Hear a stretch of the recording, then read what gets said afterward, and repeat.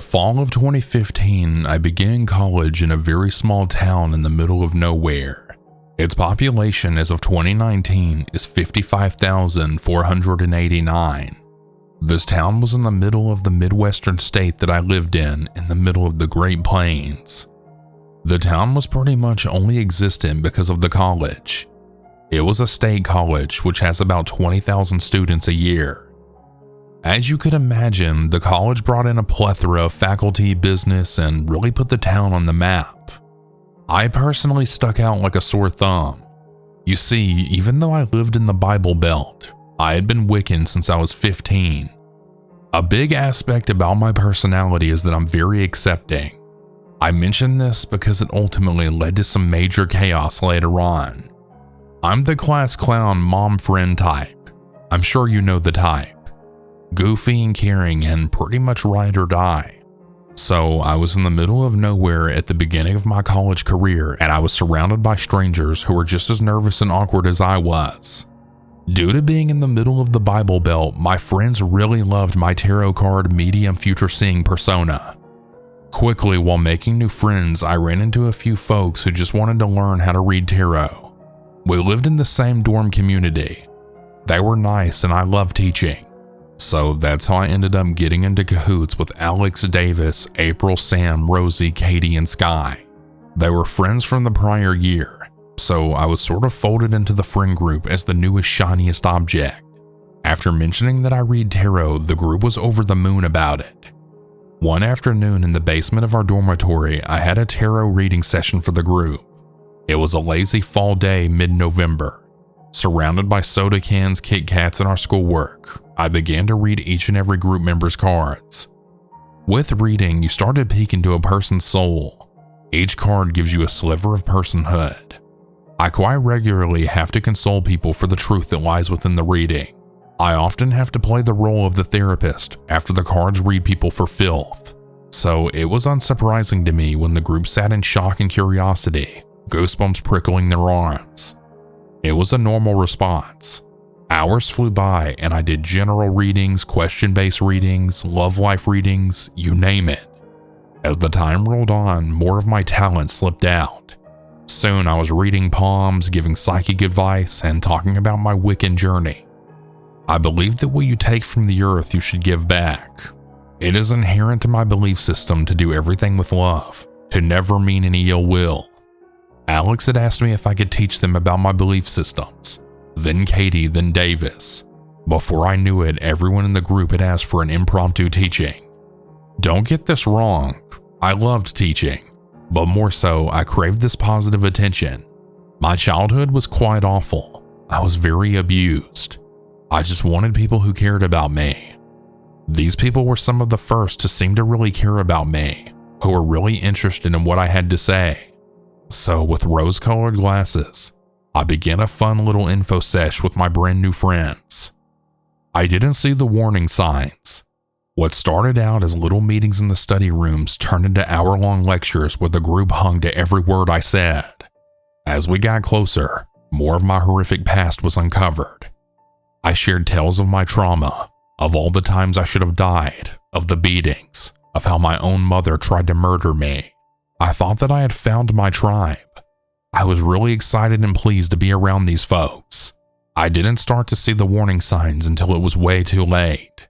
Things went smoothly for a while. A routine of teaching the group, hanging out, having dinner, and talking about normal things, like school and what was going on in the dormitory communities. Things felt pretty normal, and I liked it.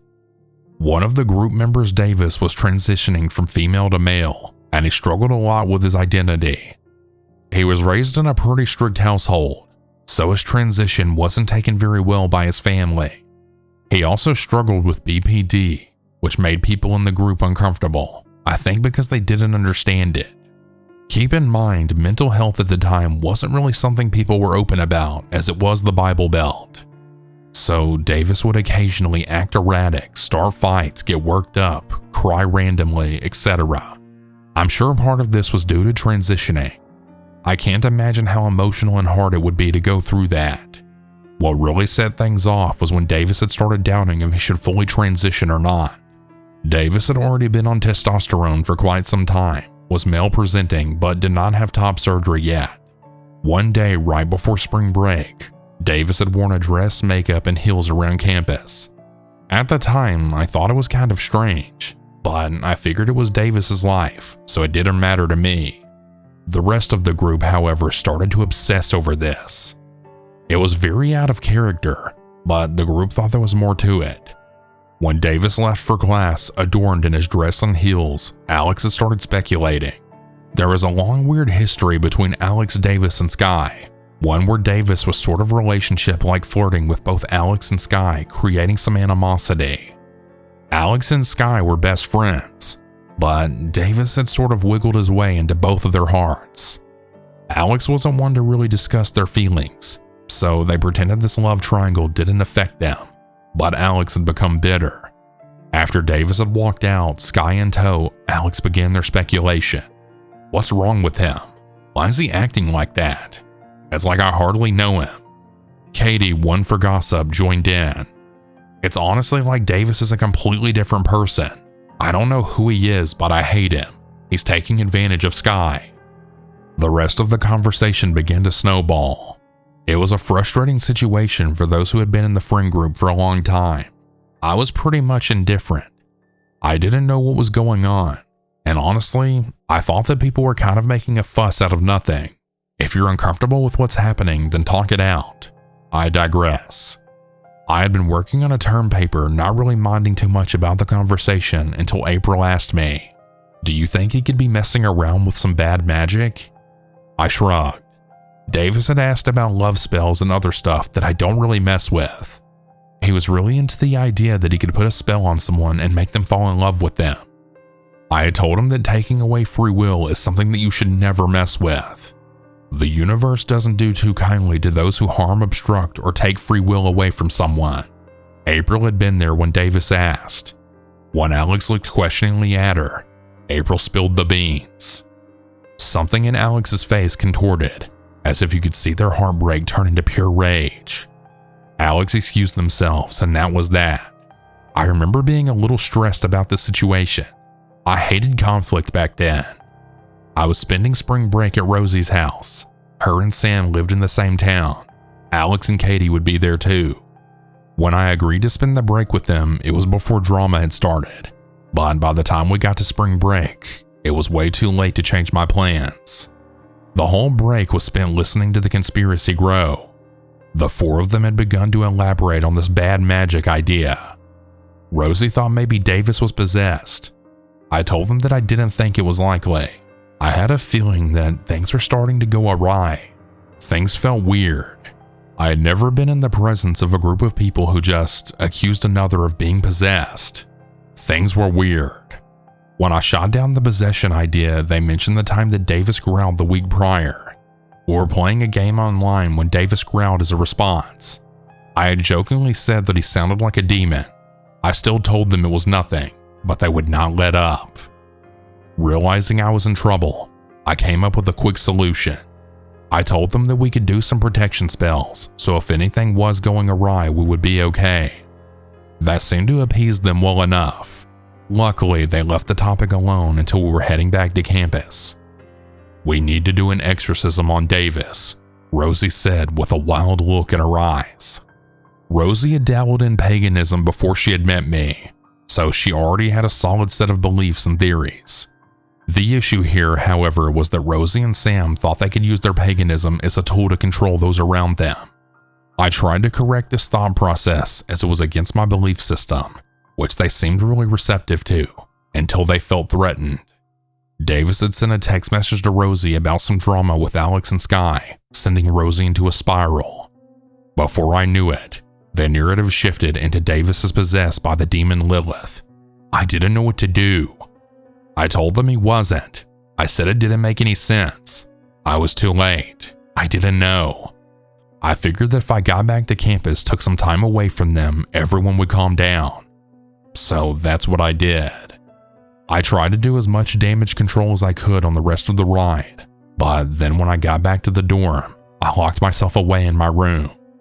When asked, I just said I was behind on work from spring break. Things were quiet, and I felt safe. I figured it was just temporary insanity or something. I was sitting downstairs talking to April after a few days after I'd locked myself away. We were just chit-chatting about what she had done over the break when I saw Rosie and Katie rush past the sitting room. They were frantic. They waved at us when they ran past but didn't say anything. A bit later, Sky ran in the same direction, crying. When he saw us, he rushed in. Davis said he's a demon and needed to be exorcised. I jumped to my feet and started running toward his dorm. Sam and Alex stood in the hallway. Their faces hardened when they saw me, Sky, and April walking up. You're not allowed in here.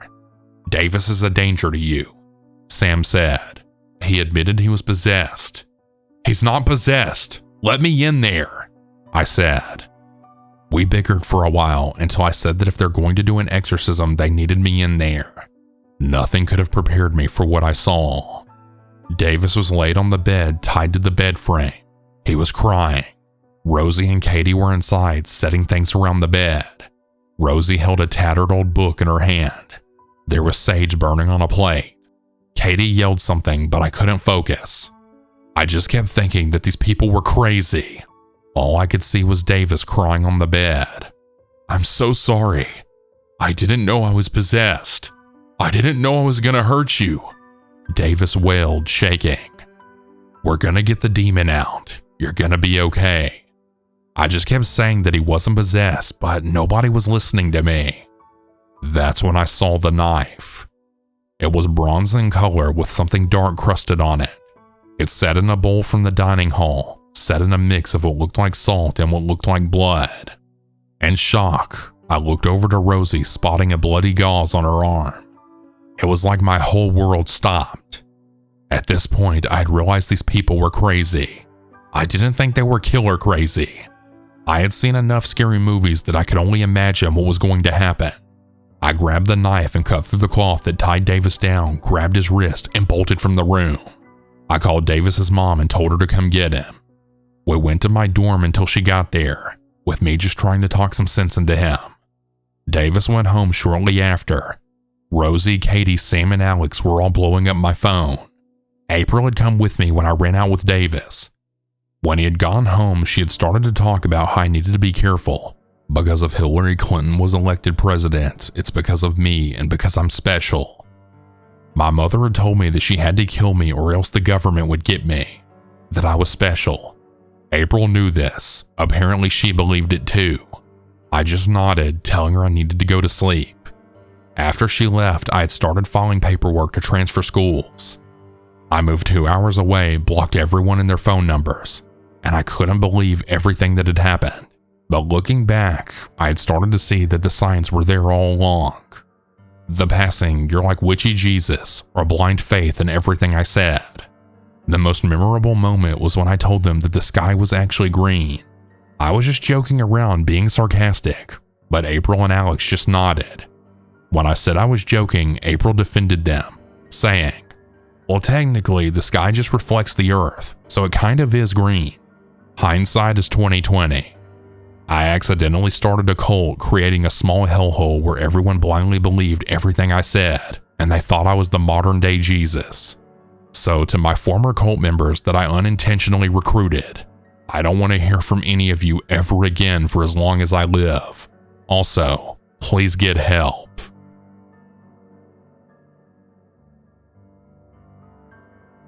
My brothers, my partner, best friend, and I all recently took a trip to Kansas City to go to the Orville Peg concert.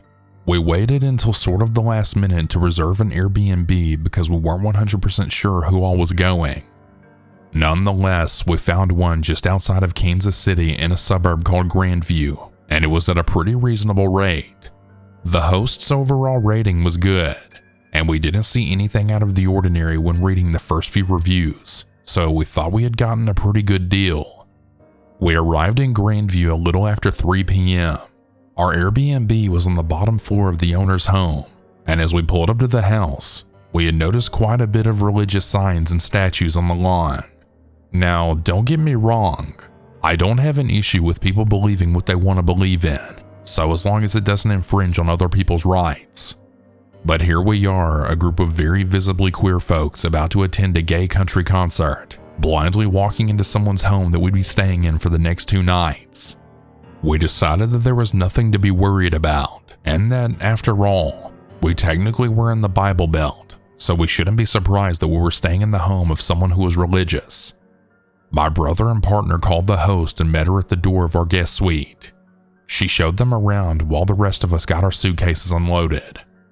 When they came back to meet us, they said that she was super nice, and again, our minds were eased. We decided to hang out, order food, and rest a little before we headed off to the concert that night. Our comfort didn't last long though. While we were getting our suitcases unpacked and laying around in one of the bedrooms of our guest suite, my youngest brother was casually looking through the drawers of dressers and side tables, as anyone would do. Most of what he found was normal. Extra bed sheets, pens, paper tablets, nothing really out of the ordinary. That is, until he came across something that would completely change our outlook on the trip. Inside the drawer was a Bible. Not super weird considering where we were staying, but as he was flipping through the pages of it, a small tinfoil packet fell out of it. Now, for those of you who don't know anything about drugs or what they look like, what fell out of that Bible rhymes with Smackstar Ceroin. That's right. Not even 30 minutes into our stay, my youngest brother found hard drugs in the folds of a Bible. At this point, we weren't really sure what to do. We didn't want to tell the hosts, and we most certainly didn't want to call the cops.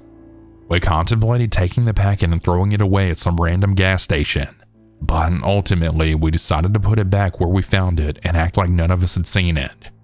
We got food and started getting ready for the concert.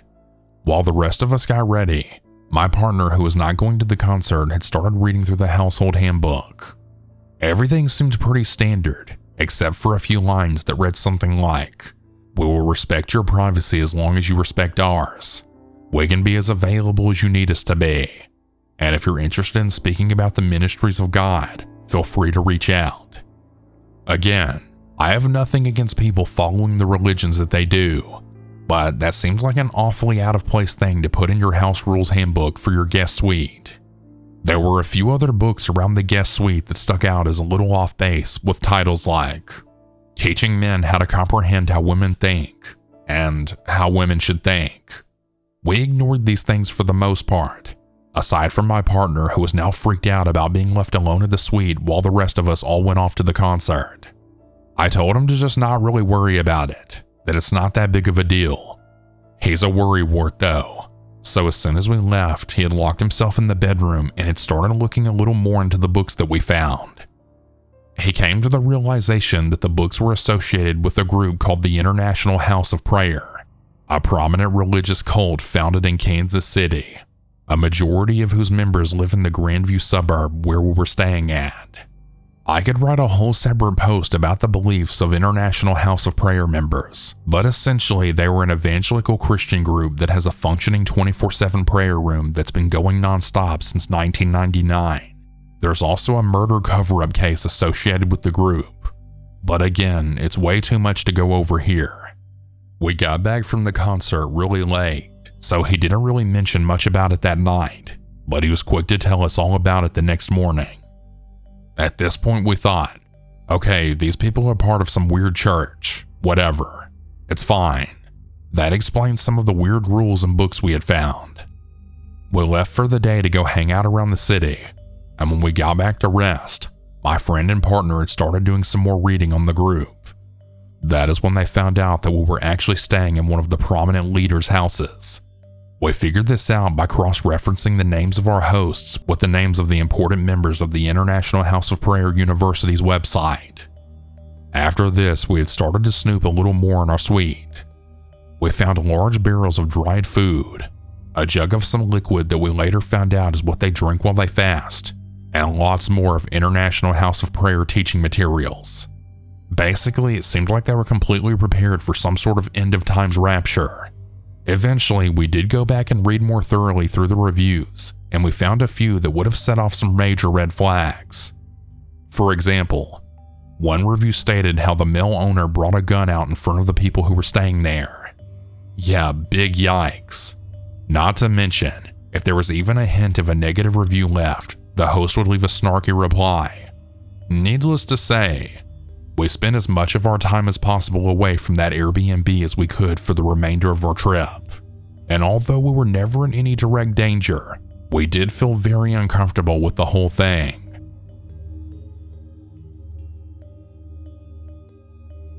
I don't even really know where to start. I'm a 28-year-old female and my brother's 25. We've always been very close, considering we're only 3 years apart in age, and had started hanging around the same friend circle in our mid-teens. I had to move back in with my parents after a failed house share. Long story. And my brother's lived in a house down the road from my parents' home for the last 4 years. He works from home, but only part-time, and he hates his job. He came over about a month ago for coffee during his lunch break, and I was off work that day. So we got to chatting and he told me about this girl his friend Kieran had set him up with on a blind date. He was really excited about it. He went on the date a fortnight ago, and I heard all about it the next day. I'm gonna call her Sarah. So he told me that Sarah was gorgeous, a year older than him, tall and slim, long blonde hair and green eyes. He said that she's probably one of the most beautiful women he's ever met. I was so happy for him because I don't think he's had a girlfriend since he was 18, and the way he was talking about this girl made her sound like they got on like a house on fire. He brought up that at the end of the day she did ask him if he'd like to meet her aunt and sisters, because he'd mentioned he's unhappy with his work life, and she said that her family have their own business and that he should come around for a meeting the next evening. I thought that was weird, but he had sounded really excited about it. I did make my own feelings known, telling him that it sounded like an MLM and they were going to try and recruit him. He just laughed it off and said he'd be going around to their house to discuss it, and if it really was an MLM, he'd nope the hell out of there. I said okay, be safe and have fun, and to call me if you need help or need me to pick you up or really anything. So a few days passed and I had sent him a text asking him how it went. He replied, saying that it definitely wasn't an MLM and there were more people there than just the sisters and aunt. He said there were around 11 women there and that he was the only male there. He got there and they made him tea, and all of the women were just chit-chatting. That is, until the aunt comes out and shushes everyone, a woman in her late 40s. They all take their seats, including my brother, who sat down next to Sarah, and then the aunt begins to speak. He said that he wasn't really 100% sure on what she was talking about, but it sounded like she was reading gospel passages or something, bits of English and bits of another language unidentifiable by my brother. The aunt had asked my bro to stand up beside her at the front of the living room, and all of the women had started passing around a basket and filling it with cash. Well, apparently soon after this collection was finished, the women had started singing in this other language, and then they dispersed around the house. He said from that moment onwards it really was just like a regular party and get-together. He was a bit baffled, but an hour later all of the women had left and he was helping Sarah clean up the glasses and plates when the aunt came over and sat down at the kitchen table. She had handed my brother the basket of money, which he didn't take, so I don't know how much those women had given. And she then said to him if he comes back every week for their meetings, he'll receive the same amount, if not more payment for his presence. He asked Sarah later that night once he left what the heck he just attended, and she said it was just a family tradition, and as a man that he should be rewarded, and she was really adamant about him coming back the next week. Well, he didn't go and he blocked her on everything. What in the hell did my brother attend? Why were they just giving him money for doing nothing?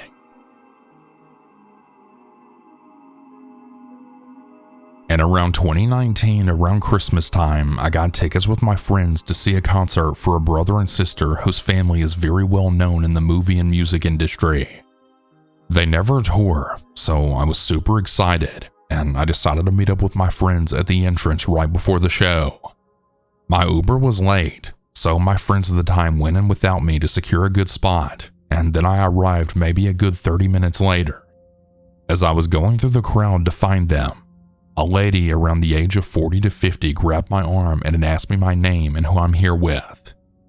I told her a fake name because I had already sensed something off about her, and I told her I was just headed to the front stage to meet up with my group. she had offered for me to stay with her and her daughter, who is around my age, and then at the end of the set she'll help me get to the front. I politely declined and then found my friends just a couple of minutes later. Halfway through the show, I really had to use the bathroom, so I went with my friend who had decided to get drinks at the bar while I waited in line. After she takes off, I see the same woman again with her daughter who had complimented my crystal necklace, and then she began talking about spirituality and the power of healing through rocks and meditation. I'm not the confrontational type, so I conversed with her just to be polite. She then begins telling me about a book called A Course in Miracles, and how I should come to their class where they practice meditation and talk about the book. I decline and I say that I'm very busy for the holidays, and she just keeps insisting that the class was short and that I could even drop by for just a few minutes to see what it's like.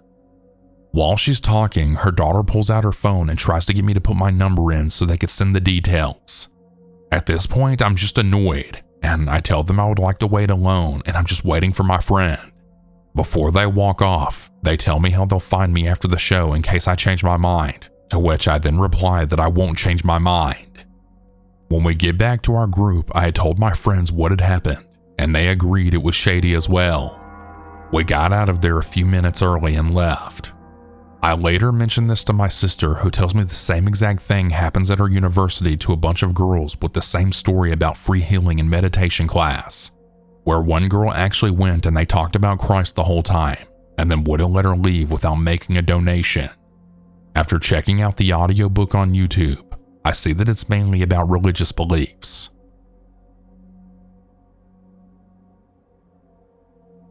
This happened when I was around 17 years old and is still happening now. At 17, I really felt lost in the world and stuck in a job that I really disliked with work colleagues that didn't like me back. This had to do with my accent, as I was quite well spoken, so they thought that I was a rich kid. It all started on a Friday after work.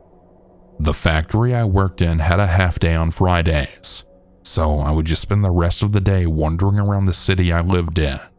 It had been a tough day of relentless mocking, and I was reaching my breaking point.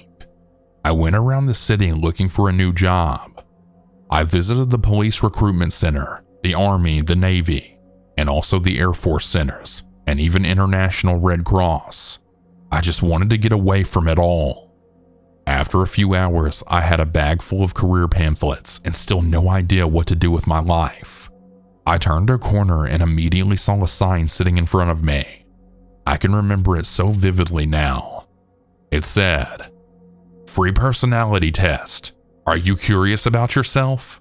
Come in." I then looked up at the building, and in a big fancy sign outside it said, "The Church of Scientology."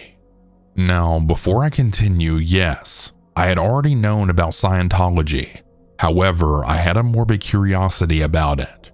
I had heard all about the horror stories and the things going on inside of the church, but Tom Cruise was my favorite actor, and he seemed to have his life sorted out pretty good.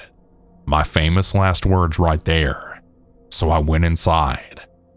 I was immediately greeted by a very nice lady.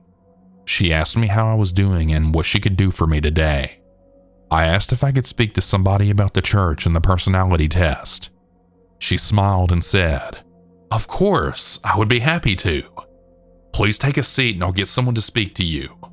After a minute, I was then introduced to an older man named Alan, and he was the head of my city's Scientology center. Alan took me to a small room to talk privately.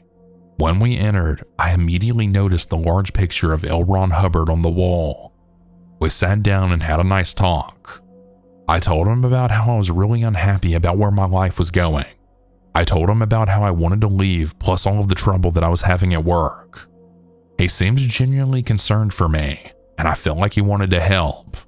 After a while of talking, I agreed to do the personality test. He gave me the test and left the room, saying to give the test to the receptionist after I had finished.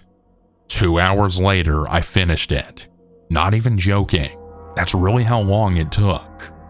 It was around 500 questions about anything and everything.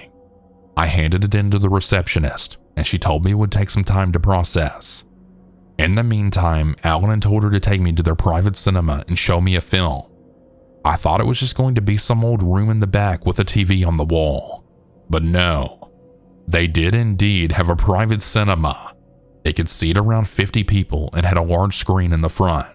It did feel a bit weird just being by myself in a cinema owned by Scientology, but I bet that hasn't happened to too many people. Or maybe it has. Anyway, I sat down and they had played me the film. It was about 30 minutes long and consisted of a narrator explaining those strange feelings that you sometimes get, with some mediocre acting following along. I remember a section about how much you doubt yourself, knowing you have a locked door but going back to check multiple times. At one point, the film had showed how a past event that happened to your mother while she was pregnant with you could affect your life in a negative way. For example, your mother was sick on a flight, so now you're scared of flying. I also vaguely remember something about rotten eggs and how much of an event involving them can hurt you. I know it sounds absurd, but in some ways the film really made sense to me. When the film was done, I was taken to Alan's office and he told me the results. He told me I was extremely depressed, one of the most unmotivated people he had ever met, lacking cognitive thinking, and I was a waste of talent. Now, this made me very upset, but of course, Alan said he could help me. He gave me about 4 books and a DVD, and he told me to read the books and watch the film before my course. I asked, what course? And Alan told me he'd signed me up to do a course at the center. He convinced me that if I didn't do this course, that my life would soon spiral out of control. He made me hand over quite a lot of money for the course, and said I would receive an email about the course, which was in a month's time. I left the center, ran home, and immediately started reading the books that I was given. This all happened over the weekend. I had basically locked myself in a room and did nothing but read and reread those books and watch the DVD over and over again. Over the next week, I began taking notes about myself and my family. I emailed Ellen with questions and concerns. I had really started resenting my own mother for my life. I began to think that she was the problem, that everything bad that ever happened to me was the result of her, and I started to treat her very badly, swearing at her, and did the best I could to ignore her. When I emailed Alan about my mother, he told me that she was the catalyst for my problems. Then he said that maybe I should consider disconnecting from her, and I took that bullcrap seriously. I really made plans to totally leave her out of my life. A week before my course, I had developed some kind of God complex towards everyone around me. What I read in those books told me what I could become. I saw everyone in my family below me. I really became a truly spiteful person. Just days before my course, I was confronted by my mother and father. They said they were concerned about me, and they searched my room. My dad took out all of my Scientology books and the DVD. I was outraged. I screamed and cursed at my parents. I said horrible, wicked things to them. I told them how I was going to leave them and how I never wanted to see them again. Literally hours of arguing back and forth, tears and crying. However, in the end, they did convince me that the church was a bad place. They said if I was so miserable at work, I should have told them, and that's true. To this day, I can't believe that I didn't say anything to them, and instead I went to Scientology. That night, after the arguing had stopped, they sat me down and comforted me. I really couldn't believe it. After the way I had treated them for the past 3 weeks, they still cared for me. The next day, I emailed Alan and I told him I would not be coming back to the church.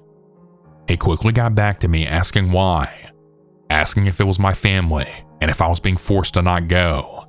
However, I just ignored him. The emails I received in the next few weeks were mad. He told me stuff like, "You should leave your family now and stay at the church." He tried to convince me that it was all because of my mother. He even emailed me to say something along the lines of, "I won't be surprised if I read in the papers that you're dead by suicide." I'm very sure that he crossed a line, but I just kept ignoring him. The strangest email I got was one in all binary code, a bunch of zeros and ones. I used a binary code translator, but it all came back as mixed up letters and numbers. None of it made sense. I eventually blocked him. However, it still hasn't stopped. About 2 or 3 times a year, I'll still get an email from the church. It's either asking how I am or asking about my family. When I get them, I immediately block the email address, but they just keep coming. It's always someone new saying they heard about my case and they're worried about me. The whole reason I'm writing this is because I just got one the other day and I thought I would make a good warning. Please, I beg of you, do not go to the Church of Scientology. If they can make me into a spiteful degenerate in just a few hours, then what can they do with a person in just a few months or a year? If anyone has any idea how to block an entire religion and cult from my email, then please let me know. And if you're truly lost in your life, sad or upset, then please talk to your family, friends, or even a doctor. When you're truly down, don't let others turn you into a monster. Take it from me. After this event, I got help, and I'm now a very happy and confident person. Thank you so much for listening, and have a great day. Oh, and Alan, if you somehow end up hearing this, you turned me into a monster and turned me against my family. So for your sake, let's just hope we don't encounter one another again.